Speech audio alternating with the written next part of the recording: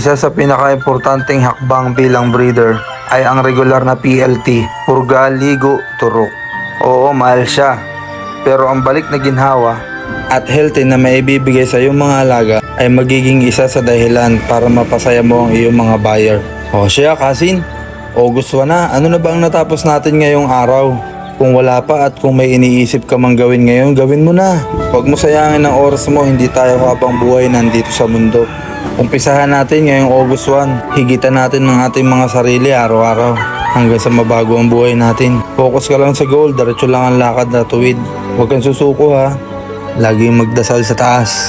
Let's go!